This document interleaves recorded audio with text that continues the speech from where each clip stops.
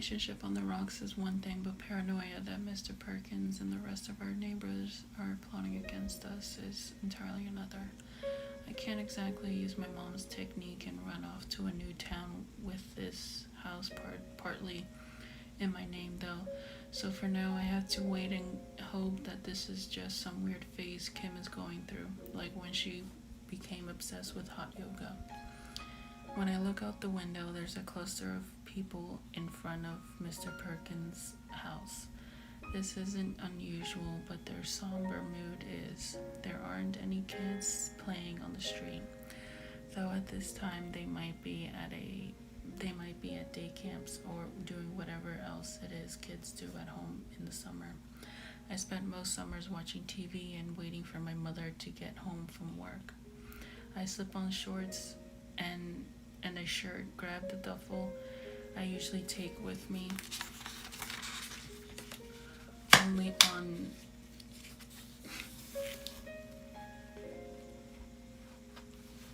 on night walks, and shove my shower stuff into it with a change of clothes after placing the flashlight and gloves under my bed. I bypass Kim's portion of the house without checking to see if she's inside.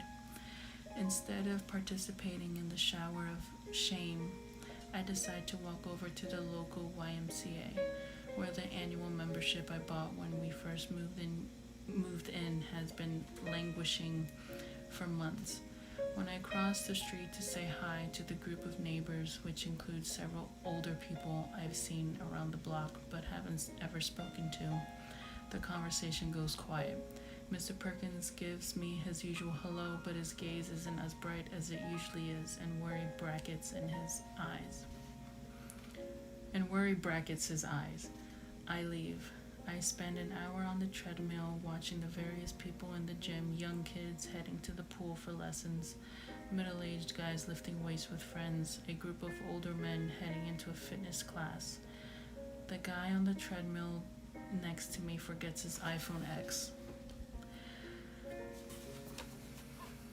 and jogs back to grab it right as my treadmill cool down finishes.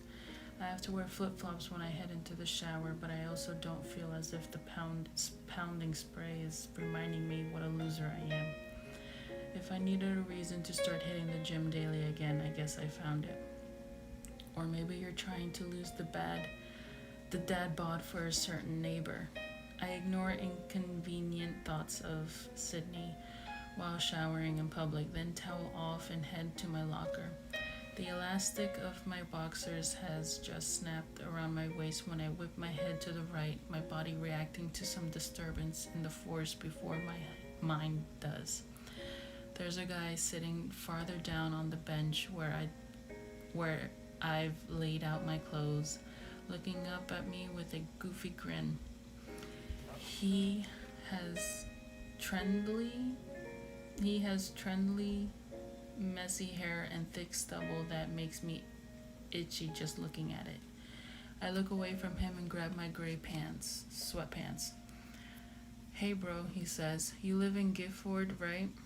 I glance at him out of the corner of my eye and realize I've seen this big head, square jaw before. Yeah, you worked at the real estate place, right? Right. His smile grows wider. I was just office staff back then. I was just office staff back then. Made copies of your papers and stuff while you were closing on the house. Full-fledged agent with all the benefits now, though. I slip on my t-shirt partly to mask what is probably a look of pure WTF on my face. I can't speak. That was one of the things Kim had liked about me at first, that had later grown to annoy her when we went to her fancy work parties. Can't you even pretend to be interested? You're so bad at faking. Like, God, have you ever even won a poker game? I turned my face away from hers without answering, and she'd assigned her own personal meaning to that, as people generally do. Who needs pretending when people do the work for you? Good for you, I say to my weird locker room buddy who's making me reassess my newfound fitness goals. Congrats. You like your job, man? He asked. I like it well enough, I lie. If you're looking for something on the side, I can get you in at my agency. We have the lockdown on this neighborhood, and with Verintech coming in, I'm gonna change everything. He mimics an explosion with a loud kaboosh. You ever see pictures of an atomic bomb drop? Not the mushroom cloud, but that energy rippling out, completely changing the landscape. That's what Verintech's about to do here. You know that isn't a good thing, right? He chuckles. Depends on who you ask. Get in now if you want that good money, bro. I can hook you up.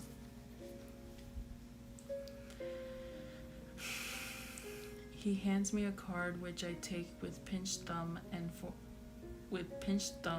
forefinger because he's sitting here in tidy whities, and I don't know where he pulled it from. The card has a weird font that's supposed to be trendy but just makes it hard to read. William Bilford, Real Estate Master, BVT Realty. Yeah, thanks, I appreciate it. A couple of black dudes walk in from their shower, and William Bilford turns back to putting on his clothes, winking at me as he does. Okay. I guess this is what happens when you stop sulking in your room and walking the streets when no one is around. You run into some weird people. I tuck the card into the pocket of the side of my gym bag, then make my way back toward Gifford Place, walking slow and taking everything in. It's slightly less humid than when I went in. The telltale puddles show it rained sometime during my workout, and there's a light breeze coming down the street, cool on my wet scalp. The sounds of this larger street amplify whatever feel-good hormones the treadmill has pumped into me, adrenaline. The squeal of a bus's brakes as it screeches to a halt down the street, the flap of penguin's wings as it takes off after stealing a bread crust from a small brown bird, the roll of tires on wet asphalt. I almost stop walking as it really hits me. I'm in a good mood, despite the weird night I had and the fact that my maybe ex-girlfriend / co-homeowner is clearly stepping out on me. The basic facts of my life haven't changed, and even if I don't feel like shit, I'm still a piece of it, but I don't really care about that right now because I spot Sydney through a gap in the foliage that clings to the chain link fence in front of the community garden that I've passed countless times. I checked out its value, wondering how it still existed in an area where houses would soon be on the market for $1 million plus, but now I really see all the bright beauty of it. Sydney is on her hands and knees, her hair styled in a long, thin, teal-tipped braids, cinched in a twist atop her head, and her ass encased barely in denim shorts. Okay. I don't like this, Theo. I should keep walking, but I turn into the open gate of the garden. Instead of approaching Sydney directly, I take a little turn around the place, checking out various plots and what people are growing.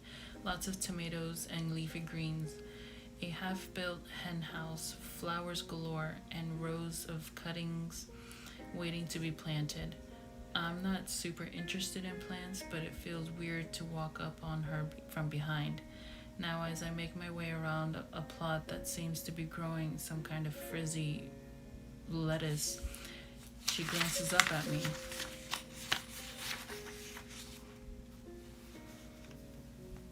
I thought gardening was supposed to be a relaxing hobby, but her mouth is turned down in a grimace so pronounced that it's almost comical. Her gaze is hard, underscored by dark circles beneath her brown eyes, and it doesn't soften when she sees me. She takes a deep breath and stands, revealing that her shorts are the overalls she was wearing at the corner store, with both straps buttoned over a black t-shirt. The strips gloves from her hands and throws them. Oh, she strips gloves from her hands and throws them onto the ground next to the box she's been working in. Your hair is different, I say. Is it? Wow, I didn't notice. I guess it just did that by itself magic. She smirks at me. Oh boy. Did a rabbit steal your carrots or something? I walk a couple of steps closer to her. You have a real Farmer McGregor vibe going on right now. She rolls her eyes, but the hardness softens a bit in the millisecond it takes her to do it. We have raccoons here, not rabbits, and they have nothing to steal from my garden because I'm killing everything edible. There's strain in her voice in the last sentence, even though she tries to play it off as a joke. That sucks. Is it the weather or just a bad season? Those happen sometimes. I have no idea what happens sometimes in the gardens, but that sounds about right.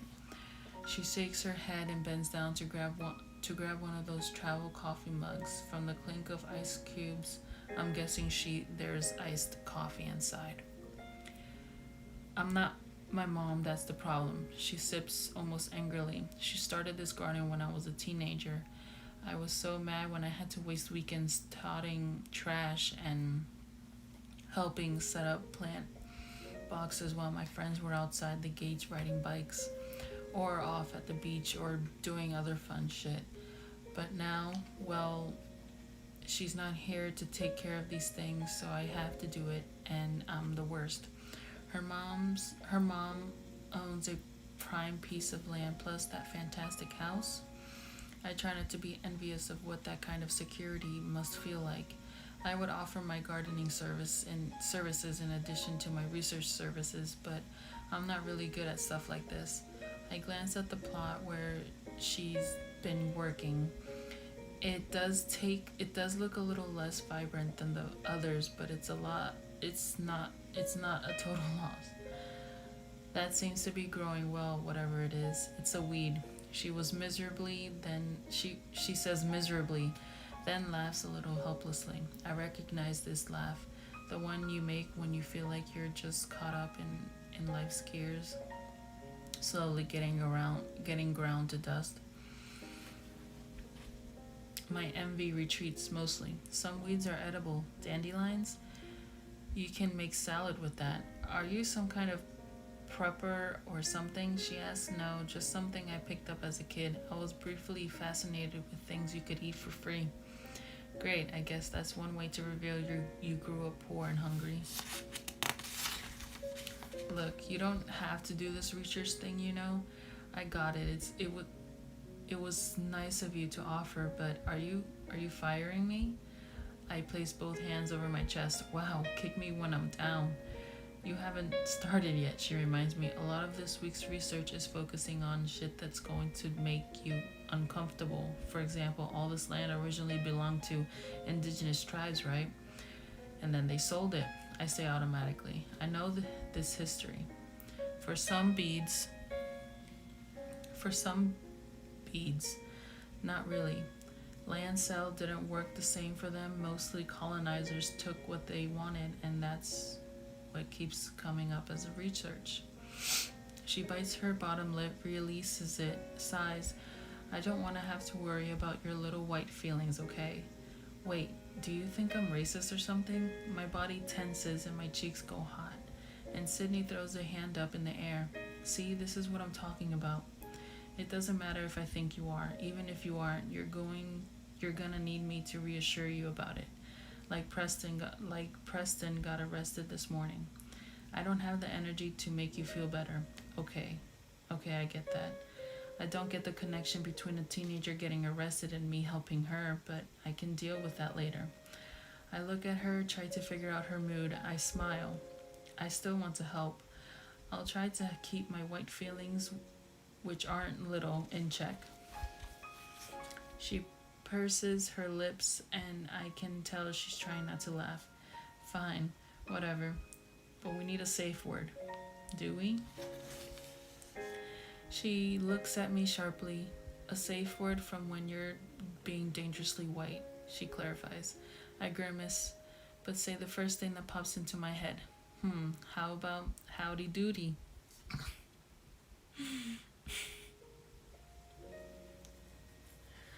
Her laughter comes out in a peal that makes her face scrunch up and her eyes close tight.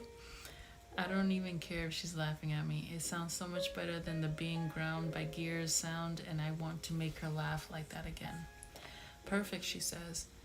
I was gonna go with mayonnaise, but let's be real, Miracle Whip really hits something sometimes. Howdy doody it is. The sounds of squealing children interrupt us, and then she shrugs and points at the group of young kids streaming in through the gate, followed by Len, who waves at us. Day camp kids, here for a visit. Can you come to my place at like 5 o'clock? We can go over what I have so far. Your place? I feel like I just stepped off the treadmill all over again. She tilts her head. Yeah, directly across the street from you. Sounds good? See you then. I head back to the house I live in. I guess what most people would call home. Kim isn't here, but I wave at the new camera as I go inside. My phone vibrates in my bag, and when I pull it out, it's Kim. Make sure you lock the front door. You didn't when you left last night. I know you think these people are harmless, but Josie's friend a few blocks over said someone tried her doorknob a couple of days ago, and her tenant left his window open and had his photography bag stolen right off his windowsill. I sigh and turn off the phone.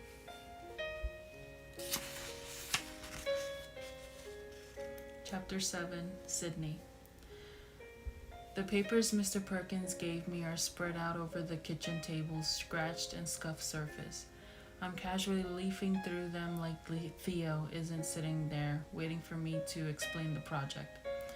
This all feels a little childish now. Mommy always treated me like I was so smart I could do anything. Instead, I'm a 30-year-old divorcee working an admin job I hate and wasting time on a bootleg history tour sparked by pettiness. So what do you got? Theo finally asked. I glanced up, tried to act like I hadn't zoned out. Sorry. He shrugs, though his gaze is probing.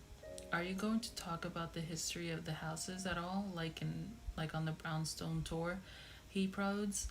Or are you going to talk about people who live here now like you did? A little of both. I tug a printout from the pile of papers and hand it over. At the top is an image showing an aerial view of Gifford Place from Google Earth. Our streets looks mostly the same for now, although the area around us is missing all the new condos and storefronts. There are numbers written in 5 colors of Sharpie labeling several houses. Beneath the photo is a key, giving a brief explanation of each color and number.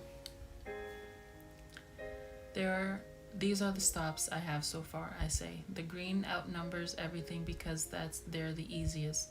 It's what I did before, talking about some of the interesting neighbors we have now, instead of only the white people who lived here 100 years ago. I went to the Brooklyn Library and found specific information on some of the white people who lived in the houses, and if they had anything to do with Black Brooklyn, good or bad. I tap a pink number on Jen's house. An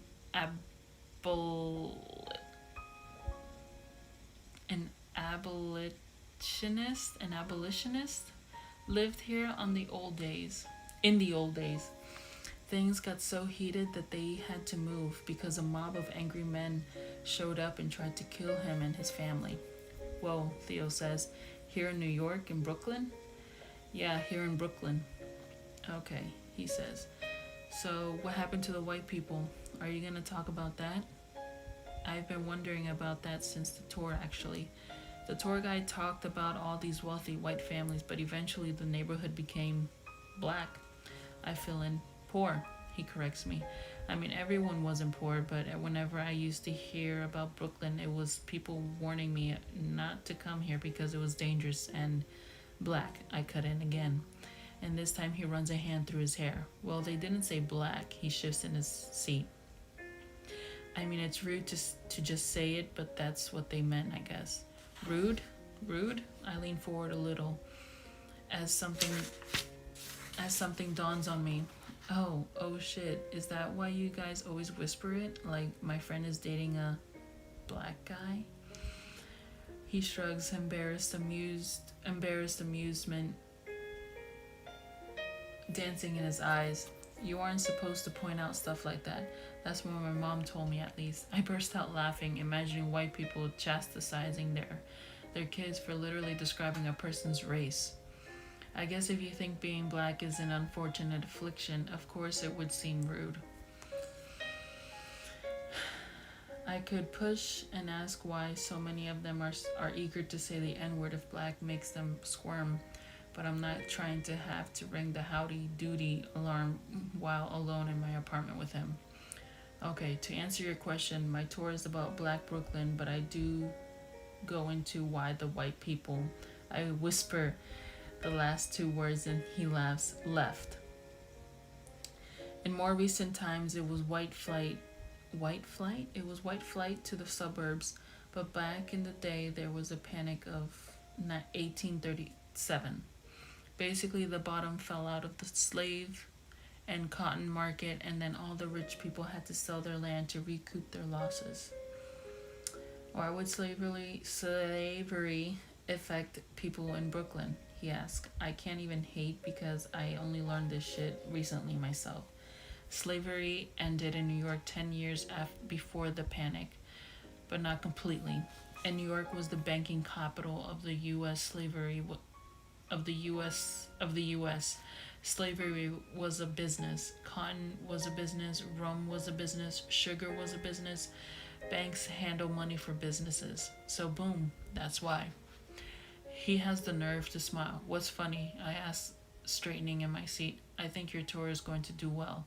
I never learned any of that anywhere. And now I know. And I want to know more.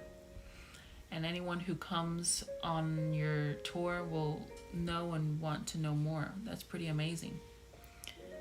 Oh, I get a warm feeling in my stomach. Honestly, so much of this project has been fueled by pettiness and escapism, by a need to reclaim what should have been mine that I'd forgotten there's a joyful side to sharing knowledge too. Thanks. I clear my throat and then tap the printout.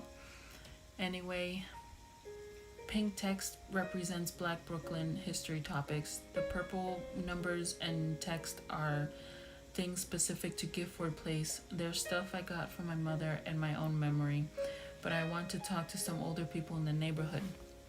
And Gifford Place needs to be part of a historic Black community that sprang up after the panic. So I need to look into that too. There's a heritage center not too far away I've been meaning to visit. He nods, and I wonder if he's judging me for not having done all of this sooner. I thought I'd already done so much research, but it feels like there's so much to do in just a week if I don't want to embarrass myself. Want to go tomorrow, he says, to the Heritage Center?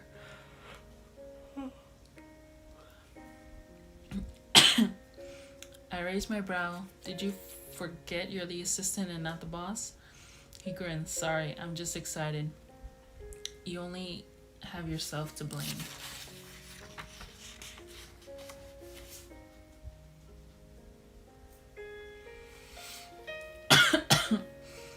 This flirtatious motherfucker.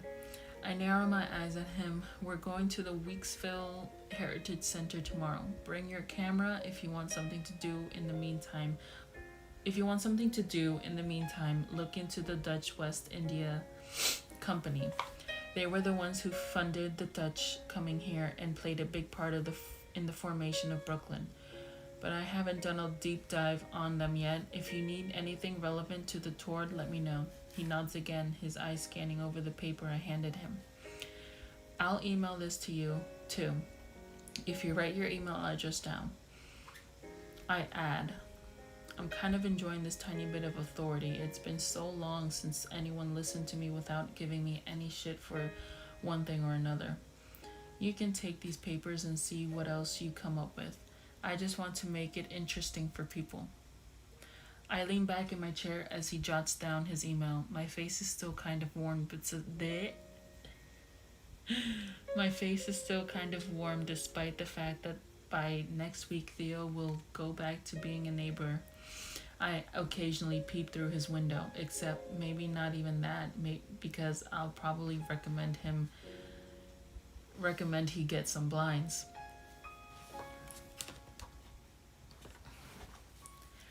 I doubt you'll have trouble with that, he says as he slides over the paper. His phone number is on there too, even though I didn't ask for it. And it's underlined. You're interesting even when you're not being all passionate about history. He smiles at me in that curious way again. Nope. Okay, we're all set here, I say, hopping up from my seat and walking toward the apartment door. Yeah, cool. He gathers the papers up, but when I pull the door open, he stops at the threshold and looks down at me. I appreciate you letting me help you with this. If you need anything else, just text me. I don't think he's flirting this time, but he's staring at me like I'm fascinating, and I don't have time for the way my body responds to that. I'm not trying to air condition the hallway, I say, ushering him out.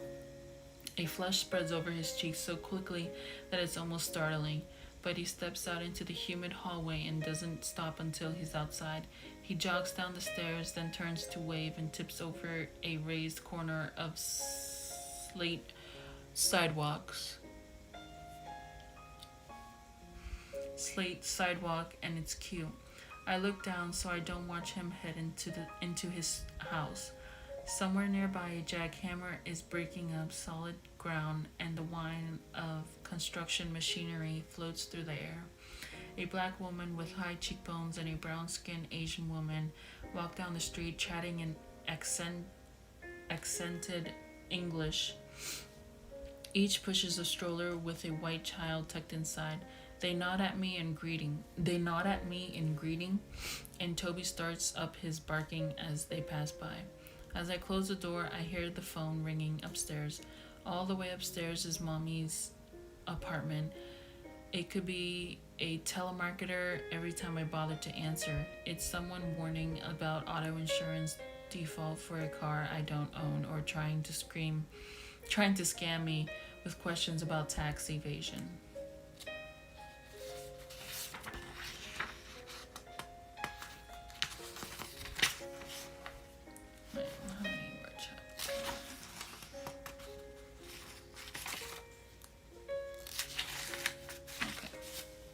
Those threats are nothing compared to the call I'm dreading, and I can't keep avoiding said calls because that could lead to worse consequences.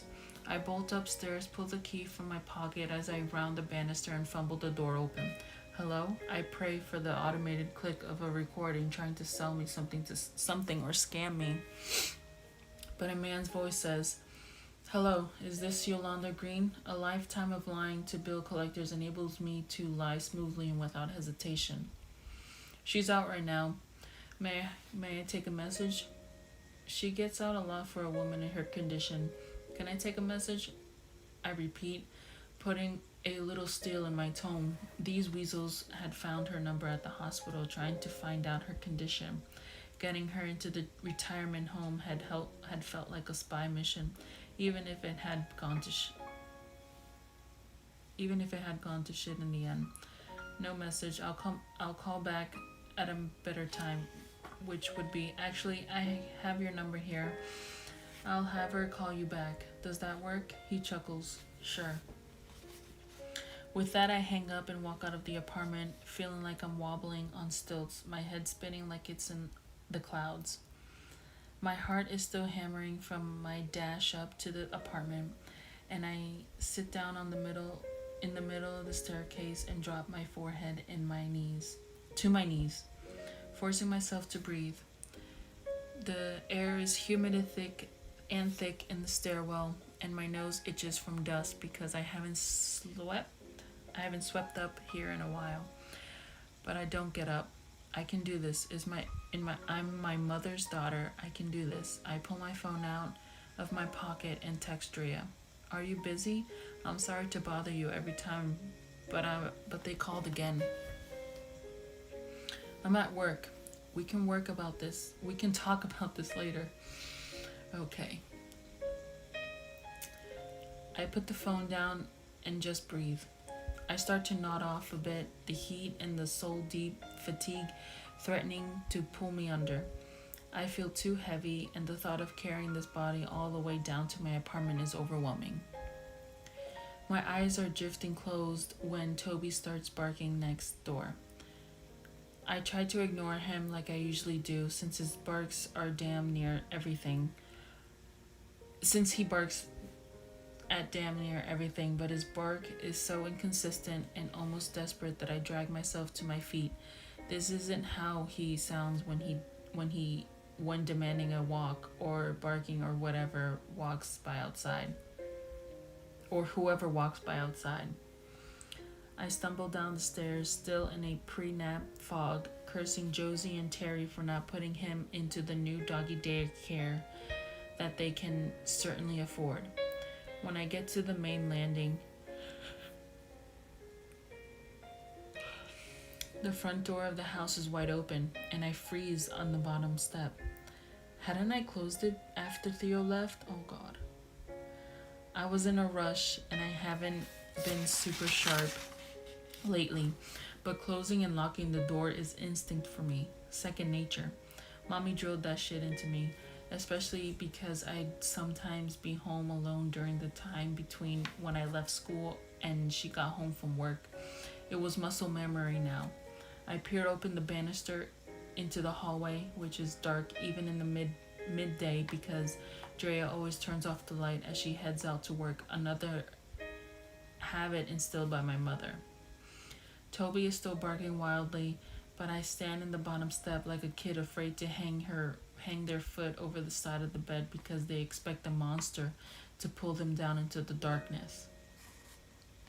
I don't see anything, but fear gathers at the nape of my neck as I stare because I feel like someone or something is looking back. I think of Drew, the Uber driver's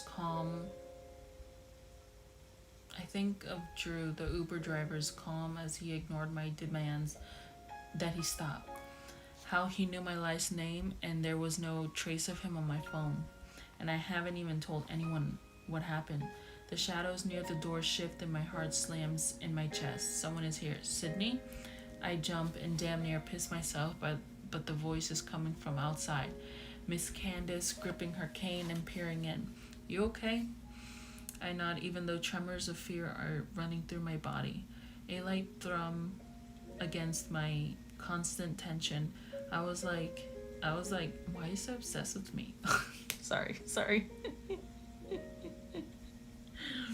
I was like, did this child forget to lock the door? And instead, you just standing there looking like you saw the boogeyman? She laughs. I step firmly down into the hardwood floor, forcing myself not to look behind me into the dark end of the hallway. It's only a few wobbly steps to the doorway, and then I flip on the hall light. There's nothing there but the heavy wooden apartment doors closed tightly. Did I close it before walking Theo to the door? Yes, the air conditioner is on. Of course I did. Girl, you need to nap. You always did turn into a bobble-headed little thing when you was tired, and I see that's still the case. I shake my head and step out onto the stoop where it's slightly more humid than the hallway and about 15 degrees hotter. I'm fine. Here, take this, she says, reaching into the plastic bag hanging from her arm to hand me a round aluminum container with a plastic lid. As I reach for it, the smell of plátanos and rice and beans from the Dominican spot on the corner makes my mouth water. Ooh, that sounds really good. I try to remember the last thing I ate and come up blank. No, that's Take it, she says firmly. I have enough here to feed 10 people instead of 2 anyway. Gonna take some over to Ashley and Jamel too. We're all we got. The reminder of my neighbors who are dealing with every black parent's worst nightmare puts my own problems in perspective. I can't just fall back into the hole of self-pity. You're right, thanks. I blink and inhale deeply.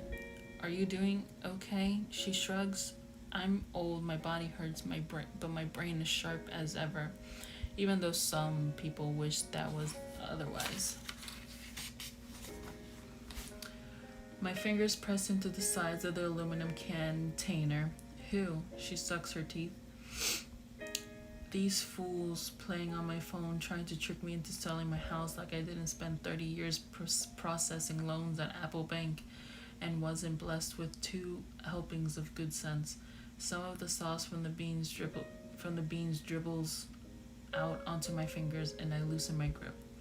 The real estate people, she nods, been coming to my door too, telling me all kinds of bullshit, thinking if they talk fast, I'll go along with it. She sucks her teeth again, holding it for longer this time to show the true depth of her disdain. My hair is gray, but my gray matter is still functional. Thank you very much. It's terrible, I say woodenly. But they can't get anything over on you. Not today, not tomorrow, not in this lifetime, baby, she says with a laugh. Let me get going. I'll see you later. Make sure you get that tour ready. She says it the same way she used to say, make sure you do your homework when I was a kid, except when I go into the kitchen to do my work now, there won't be a bologna sandwich and a cup of Sunny D waiting for me. Yes, Miss Candace, I reply. I linger a bit, take a deep breath, then head back into the apartment, checking every possible hiding place before grabbing a fork, pushing a stack of paper aside, and making myself eat.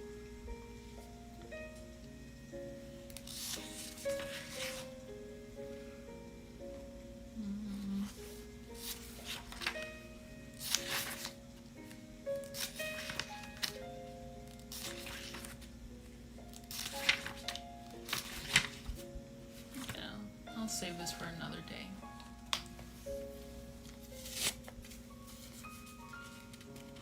Thank you everyone for watching, and until next time, bye.